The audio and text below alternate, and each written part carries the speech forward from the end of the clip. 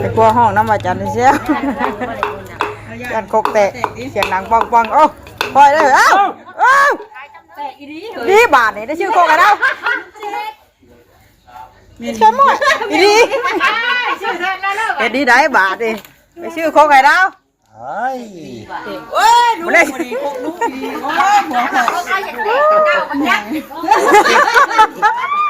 โอ้ยงานเข่าแน่มาดิว่าจันเลยเอ็ดดีได้บาทดิเมียกับงานชอบงานบุญกับเมียแบบอันจองฮักดิกลัวรถโคกแตกโคตรโพเห็นกับเราเป็นบุญมาขึ้นแน่ค่อยว่าจันโคกแตกได้แล้วยึดอีนี่เดี๋ยวซอยชื่อมาเปลี่ยนให้เด้อขอชื่อกูจะหอดบ่แม่ยังเล่นกันเด้ยากไปช้าโอ้ยเนาะชาติดิเอาไปก่อนได้สวัสดีไปก็ได้บัดนี้เด้อโอ้ยสบายดีสั่งซีซันให้เพิ่นชื่อโอ้ยเห็ดของแตกกับป๊อบเลยบัดนี้นะ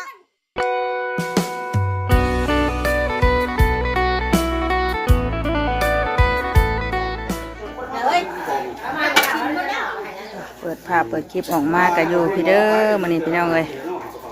มาซอยต้มข้าวต้มอยู่งานเพื่อนบุญพี่น้องเลย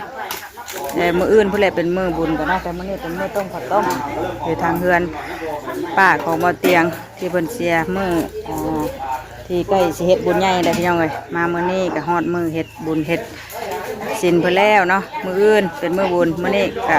เป็นมื้อต้มข้าวต้มเนาะหลังจากไปส่งลูกส่งเต้าอยู่ทำโรงเรียนก็มาซอยเวียกซอยงานเพิ่นก่อนเนาะโดยขาทักทายสบายดีเด้อพี่น้องเด้อสบายFCกันเบิดสุขคนเบิดสมองสุบอนต้มข้าวต้มมันใช่ปะสุกแล้วบ่ตัวนี้จะหม้อข้าวต้ม2-3หม้อมันใหญ่พี่น้องเอ้ยโอ้มานั่งกันเฮ้ยมานั่งก่อนว่าหัวนั่นต้มก่อนดิต้มก่อนนี่เอาสัมจะมาจับกล้องข่อยเฉยๆซอยเพิ่นโอ้ข้าจะท้องกับกุ๊กกัวแกน้องไม้พี่น้องเอ้ยตำบักหุ่งตอนเที่ยงนี่เนาะคนก็ยังบ่ค่อยลายปานใดมื้ออื่นพุ่นแหละเป็นมื้อบุญคนสิลายได้เนาะมื้อนี้ก็บ่ค่อยมีลายปานใดโอ้ทางพุ่นก็หม้อนึงหม้อใหญ่นึงต้มข้าวต้มเต็มจังเอ้ยเอาให้ป้าจับกล้องค่ะมันอยากชมชื่ออยากมันมีอะไรบ่มันมีอย่างไรหลายนะลำเด็กก็ผู้พี่นะเอาพอคัดเป็นน้ำมันก็อยากมึงบอกมึงจะเป็นเด็กก็เด็กข้าวเด็กที่กล้วยกับย่ำเดือดชิดน่ะเลยคือนั่นสิบกล้วยบ้านย่านอยากเป็นบ้านกล้วยกูเอาโอ้ยหลังเอามาแล้วกำลังบอกเราไปไปตรงนั้นนะคุยป่ะมันอ้ำได้นี่น่ะนี่แล้วเตานี่เคี่ยวก็นำหัวเด็ดเมาอีกอย่างละนึงก็เป็นเปียกคนเมาหลังนั้นก็เสียคนเนาะหาลักตอนเมาเฮ็ดติเมาก็เฮ็ดเมาอันนั้นเนาะเมาเฮ็ดเมาเอาโอ้ยว่ะต้นมุนวัดบ่มุนนั้นมันกำหูกระตุกเลยจะสิได้คือบ่บ่ได้เป็นร่มกำหูแนวตัวไหนรู้ใจกันนะฮะไปเลือกเอาได้เนาะผมแล้วเชื่อแล้วนะหมอนั่นแกนะมั้งรับจืดเลยครับรับตายต้มนี่ไปต้มบ่ฉาแกงพอจิต้มตัวนี้เลยโอ้ยเกี่ยวนั่นไรกูน้องมันเนาะหมอแกนะไม่หมอบักไงติตั้งเด็กก็มาชุบได้จับข้างก็ได้หักมาแล้วหักแกนะบ่นี่เอานอกจากน้ำแล้วไว้ซื้อยังเครื่องแกงนั่นได้มาอันนี้คือน้ำยานั่งสิแล้วนั่งใส่ผ้าผมไปซื้อเครื่องแกงยังจะมาในตลาดอยู่ทางนี้แกงเลยติ11 โมงเลยไม่เอาลง11 โมงเลย11 โมงเลยได้นี่เลยเอา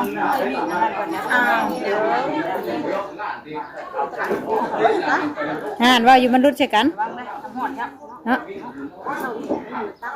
ไหนมาเลยแหละฉันผมมาแล้วทีหญิงใส่กระซ้ำว่าก็มาพี่แท้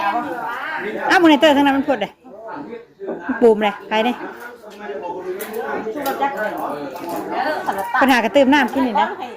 บอกกันต้มมีเท่านี้เนาะแม่ก็ต้ม3 หม้อหม้อบักไงต่างนะ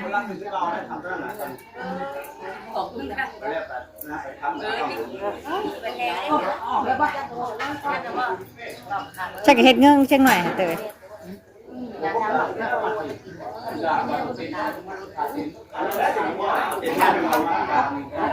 หักเลยเด็กจีบกับเด็กน้อยใช่ไหมบอกไปได้มันเหมือนได้แต่มันพลิกใช่กันมีหนอกก่อนวะมีน้ำก่อนนะมาจองง่ายๆนะแล้วมาตัก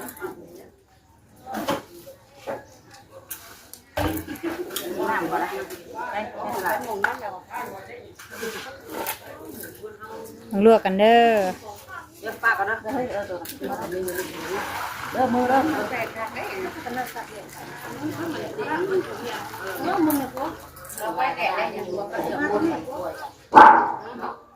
คนช่วยกันลงได้นะ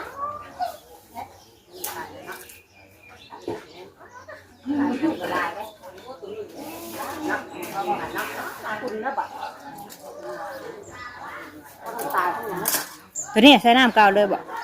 เอ้านั่นมันยังน้อยเดียวไงปะยังว่ามันบ่พอหมอกเลยพอแล้วตัวนี้หมอนั่งน้อยนึงจะถามหมอหน่อยอันนี้หมอแกงไหมนี่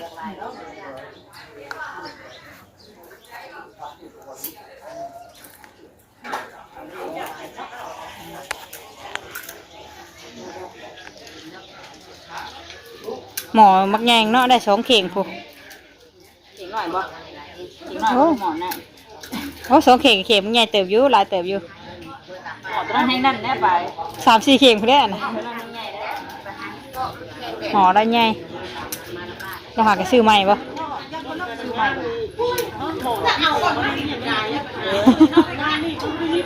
มีคนเนาะคนบ่หลายเนาะงานเนาะเดี๋ยวเดือน6แล้วเนาะฝนตกเรื่อยไปสิยังไปแล้ววันนี้ก็คือฝนสิตกอยู่ได้กินนี่นะหยาดว่าหยาดมาอยู่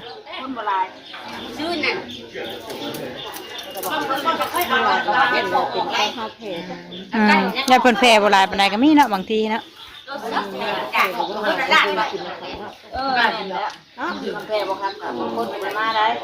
คนถือชาติ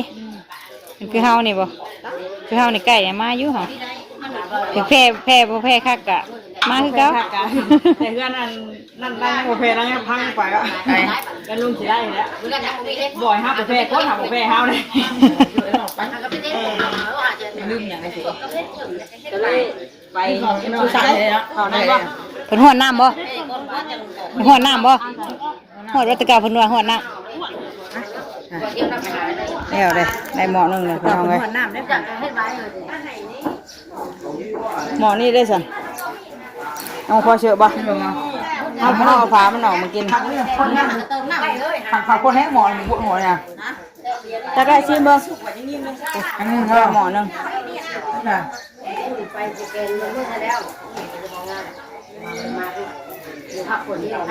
ล้างก่อนบ่ไปล้างน้ำก่อนติเจ้าน้ำพ่นเด้เอาไว้ทางในห้องครัวพี่บ่ในผู้แรกไปถามมึงเจ้าเพิ่นไปในห้องครัวพี่ว่าคนเสียกินเนาะอยู่พุ่นน่ะคนก็บ่ค่อยลายพี่น้องเอ้ยแม่ครัวเฮากันเนาะมีซ้ำนี่น่ะญาติพี่น้องใกล้เคียงมาซอยกันคนก็บ่ค่อยมีปานใดโอ้ท่านเนาะคนก็แต่มื้ออื่นพุ่นแหละสิมีคนหรือบ่แนวใดก็ถ้าเบิ่งแต่ส่งนำกันเนาะแต่ปกตินี่ถ้าเฮ็ดบุญใหญ่แล้วเพิ่นสิบ่ได้เฮ็ดบุญอีกได้พี่น้องบุญแจกบุญหยังนี่เนาะแต่บัดนี้เนี่ยมีมันเป็นอันปีแนวใหม่เดี๋ยวบอกด้วยได้ไรแต่เก่าก็บ่ได้เฮ็ดได้แต่เก่ามันเย็นก่อนนี่เป็นแกงหน่อไม้ตอนเที่ยงแกงหน่อไม้ตำหุ่งไปเทิงบ่เจ้าหน่อยก่อนใส่น้ำเสด็จก่อนเกี่ยวแกงหน่อไม้เพื่อนพี่น้องไว้บวกอันตั้งหมกบวกมาน้ำข้าวเบื่อบวกเฮ็ดเช้านี่ก็มีแกงมีอันว่าลาบไก่เนาะเนาะข้าวใส่เพิ่นอยู่เช้านี่ก็ก่อนสิไปส่งไอ้ตาไปโรงเรียนก็หมอนี่หมอมากไงเขาซื้อหมอใหม่นี่ดังไฟเขาก่อนจังหวะฝนตกห้ำได้นี่เนาะเบิ่งค่ะ ยังหลายอยู่ตัวนี้ยังบ่จุกง่ายดอกยังเขียวอยู่เบิดมือได้มื้อนี้พี่น้องเอ้ยก่อนพุ่นแหละพาไปรับไอ้ตาพุ่นแหละเนาะมาซอยเวียกซอยงานเพิ่นมื้อนี้ใกล้เพิ่นน่ะเพื่อนเก่าบ่เตียงเพื่อนป้าบ่เตียงนั่นแหละพี่น้องเอ้ยก่อนไปฮอนเอ้าหั่นก่อนแท้นี่ไม่ขาดเราแกงไหมทางกองเจอเพิ่นได้ยังมาโอ้กระเทียมหน่อยเนาะเริ่มต้มแล้วเลยก็ได้2เข่งซุป2เข่งไว้ให้คนเพิ่นมาในงานแม่กับเพิ่นมามู่แล้วก็ใส่คันใส่นั่นให้เพิ่นเนี่ยพี่น้องก็เลยต้มหลายแน่เนาะนี่ตำมะคุ้งไปตำตอนเที่ยงไปได้11 โมงได้2เข่งซุปหม้อนึงแล้วยังอีก2 หม้อกระเทียมไว้ใส่ตำใส่ขวด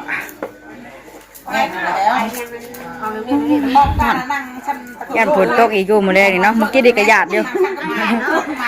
ไปกันเล่าอันเหตุการณ์พายุเข้ามื้อนั้นบ่เดี๋ยวเนาะย่านเนาะเฮ้ยง่อยอยู่ดินก็ไม่ได้ง่อยนี่คือพ่อนะเอายังน่ะคือเทิงเตียงนี่คนมาง่อยอยู่ดินเอานั่นเลยเนาะย่านดิเอาเตอเลิงเฮียนมานะแม่บ่ยังลูกเตอเลิงเฮียนเด้อมาหาแม่สบายดีลูกเลิกได้โอ้ยสบายดีเลิกโรงเรียนได้ลูกพอเจอขึ้นมาพอเจอนะ จักใส่กินนี่ปิดไฟเลิกโรงเรียนได้กินข้าววะเอาใช่ป่ะอันตักไก่ฮะกินข้าวก่อนลูกกินบ่ข้าวต้มเอาบ่ข้าวกินบ่ข้าวบ่ลูกกินข้าวก่อนจ้ะยังมันใช้เสือผ่าเลยเสือยังถุงบ่สบายดีป้าลูกกว่าเอ้ยใช่มาสามารถไม่ตาแกงให้กินมาเลยลูกไปล้างมือไปลูกไปไปล้างมือไปเพิ่นมาพี่เลยพี่ดองไงเรื่องเฮียมาหาแม่อยู่พี่เพราะว่าแม่บริมือเฮือนเนาะมื้อเช้านี่หลังจากส่งไอ้ต้าแล้วก็มาช่วยเวียกเพิ่นพี่เลยเลยมาหาแม่อยู่พี่เดินเฮียนพี่มาลูกตักอันแกงที่เพิ่นเดือมื้อเช้านี่แหละมาเพิ่นกินก่อนเบิ่งแล้วเพิ่นว่าสิแกงน้ำไม้ได้หรือว่าถ้าใส่แกงน้ำไม้บ่ยังบ่ได้แกงได้เหรอตักแกงน้ำไม้เพิ่นก่อนอันแกงนี่ก่อนน้ำไม้เพิ่นถ้าได้แกงยันเที่ยงเพิ่นแหละทางแม่น้องเชื่อเพิ่นกับมาให้รังมองนี่ได้มันฮ้อนทางเพิ่นเอาซิมมากินลูกมาหาแม่แล้วมาให้เพิ่นกินข้าวเลยเอาดูกินนั่งนี่ก็ได้นี่น่ะนั่งกินลูกกินซิมมันทอดฮ้อนไก่ฮะเอาไม่เมื่อกี้มาใช่แซ่บเนาะแซ่บไม่ได้กินก็แซ่บแล้วเดี๋ยวยังมาดูกินไปซิมกระเดื่องเฮียนว่าค่ะกันมาหาพ่อหาแม่พี่เลยสบายดีดูแม่เชื่อกันหากับมาพี่น้องเอาน้ำมาช่วยเพิ่นบ่ยังมาประจันเพิ่นไปเรียกเพิ่นนะเรื่องน้ำเพิ่นมาเอามาซอยเพิ่นมื้อนี้พอดีแล้วเนาะอื่นกับมือบุญบ่เพิ่นให้ตุกนี่ได้บ่นี่เพิ่นสิเฮ็ดอยู่นี่เลยเฮ็ดตุเฮ็ดหยังนี่ยังเฮ็ดฝนตกเป็นยังแล้วเด้อคอยเปิดห้างเดี๋ยวเอาลงไปเบิ่งกันสะทอกเพิ่นสิแกงน้ำไม้น่ะเราข้างไว้จะไปทางไหนได้กินโยนนะอยู่ไหนได้เนาะโอ้เพื่อนแม่น้องวิวพุ่นแล้วตาเบิ่งมาแล้วเห็นแม่ไปเยือนอยู่ใช้เราไปพุ่นอยู่นี่บ่เอาแกงต้นหาจริงๆทำไมไม่โอนกันถึงมือเรากำลังนั่นเราถ่าเครื่องแกงขนาดกำลังมาผู้ไปชื่อกันพักขะแยงกันได้มาเลยมันหน่อยเห็นแล้วทางนี้สิแกงเลยกินข้าวด้วยกินข้าวก่อนกินข้าวได้เมื่อได้ถุงเด้อลืมถุงนะฮะเมื่อไปเฮือนเอาเด้อไปอีกจังหน่อยจังเชื่ออันนี้พี่น้องเลยบงหมอหนึ่งได้หนาไหมให้มาหยาข้าวต้มมีน้ำเกลือปะบ่มีหรอกมาชิมเหมือนกันค่ะคุณเด้อน้ำเค้กก็ได้ช็อกเค้กหมอนั่นเองหมอเป็นไง แกน้ำไม้เรายังบ่พดอยู่ เป็นโบนได้พออยู่สิได้เฮ้ยมันเกี่ยวมาไม่เกี่ยว ไอ้บุ่มอยู่งานในบ้านนั่นนี่ ผู้ดานดิเอาแล้วบนต้มเพื่อคนแล้วนี่น่ะอ้าวพี่ง่ายมาพี่ว่าอยู่นี่ไปทางใดเด้อว่าผู้สิแกงกันว่าเด้น่ะอยู่นอกหากำลังมากำลังมาจักผู้เดียวบ่ปุ่นรถพองเชอผู้สิแกงน้ำไม้ก็สบายดี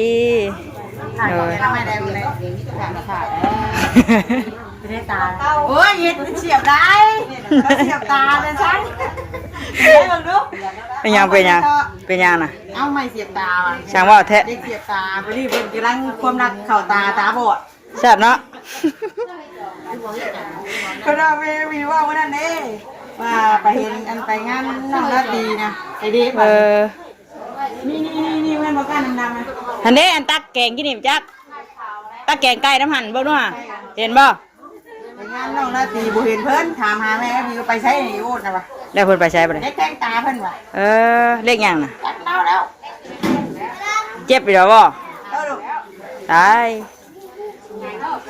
แซ่บเนาะ ใหญ่เนาะ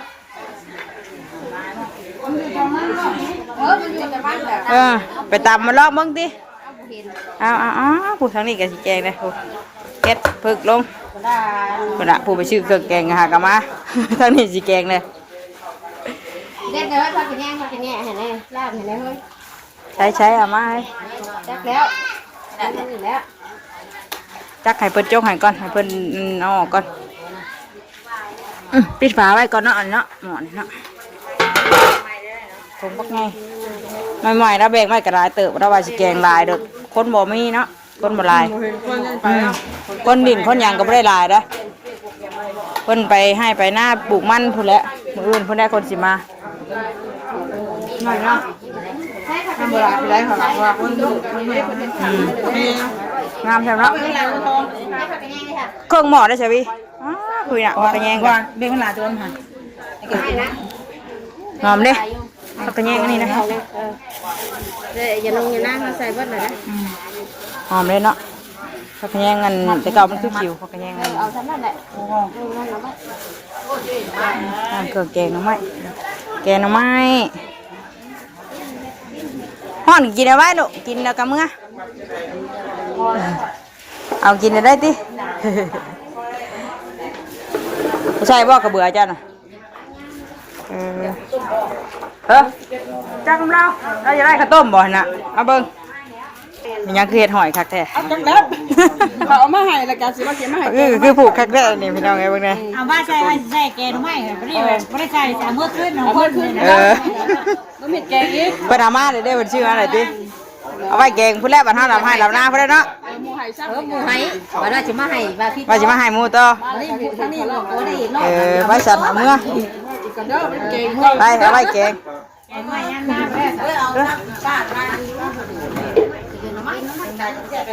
ใช่อันนี้บ่มีบ่ได้ใช่พี่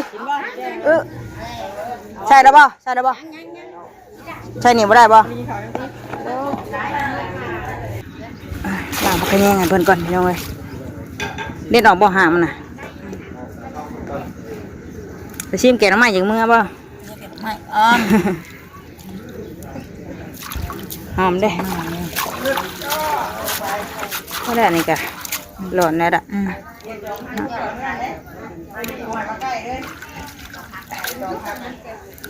เฮ็ดเจ้าละห้างมืองานชบแล้วบ่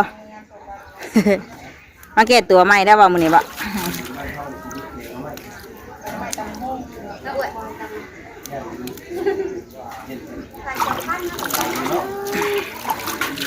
เสียวได้ ไอ้กลัวห้องน้ำว่าจันเสียวจันกกแตะเสียงดังปังโอ้ปล่อยเลยเอ้าดีบาทนี่ได้ชื่อโคกันแล้วใช่ไหมอีดีเอ็ดดีได้บาทดิไปชื่อโคกันแล้วดูเลย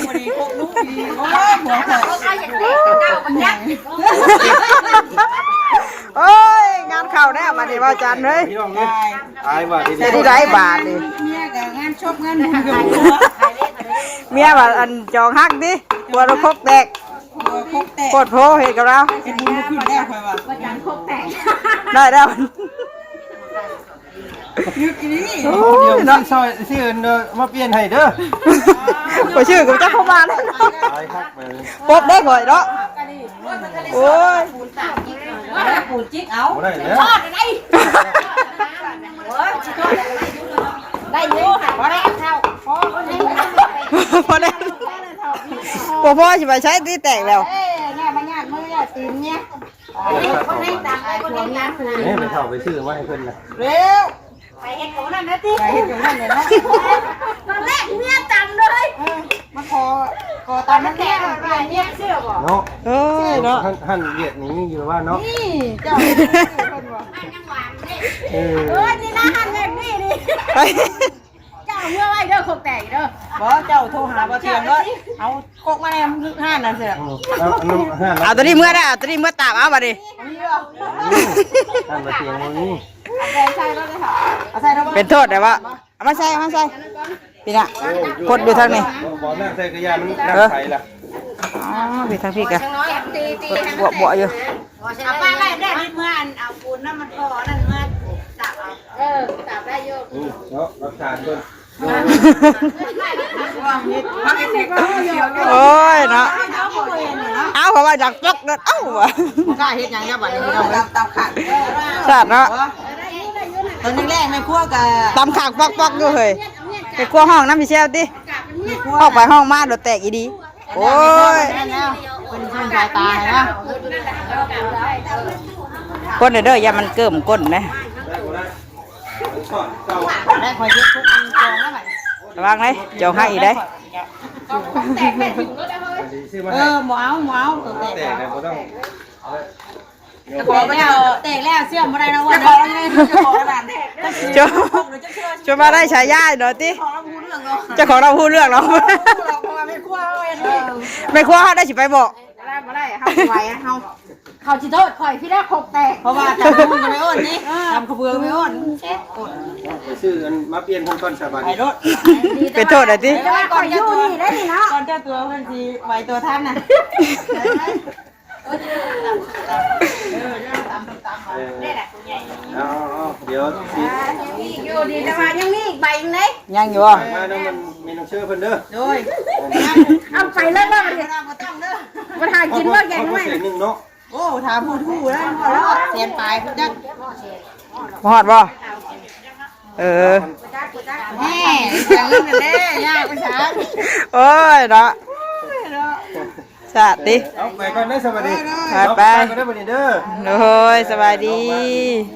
สร้างสีสันให้เพิ่นสิล่ะ โอ้ยเห็ดของแตกกับป๊บเลยบัดนี้เนาะ จริงนี่น่ะจง ใช่จองก้นบ่ จริงได้บ่แม่นสิซะ โอ้ยเนาะ ตอนแรกพี่เรียกจำดีๆ ไปมาหยาดเมียติหยาดไปงานมากกระแตกชับ พอแล้ว ขอ เฮ็ดบุญบ่ขึ้นจังได๋ติ ขอไปชัดแล้วเนาะวันสิแตกวะไปใส่พี่น้องเลยเนาะจังหน่อยย่อข้าวย่อน้ำนี่ก็มาซอยเบียกซอยงานเพิ่นอยู่ทางงานบุญงานศิลป์เนาะสำหรับคลิปนี้ก็จบคลิปไปเพียงส่านี้ก่อนเด้อขอบคือเมื่อนั้นดีแล้วเนาะ พี่จะได้ขอบแล้วติอิ่มแล้วไอ้เตอร์โอ้ยเนาะไปสัตว์พี่น้องเลยเนาะลาได้พอกันคลิปหน้าได้คลิปนี้สบายดีบริสุทธิ์สุขคนเด้อไปเด้อกินในแม่น้ำนะเด้อล้างในมือน่ะไปเอาเด้อถุงเด้อ มาช่วยให้พอกันเฮ็ดเองมาก่อนลืม ไปถามแกงน้ำไม้ด้วยติปบเลยเดี๋ยวไปปบเดี๋ยวว่าแกงน้ำไม้บ่กินว่าสิหรอ กินบ้านแกงหน่อไม้นะบ่หลังอยู่ไว้เขาว่าเราคบกันกินบ้านแกงหน่อไม้นั่นเขาย่าน เอ้ยเนาะไปพี่น้องได้สบายดีเด้อพอกันอีกคลิปหน้าเนาะเอ้ย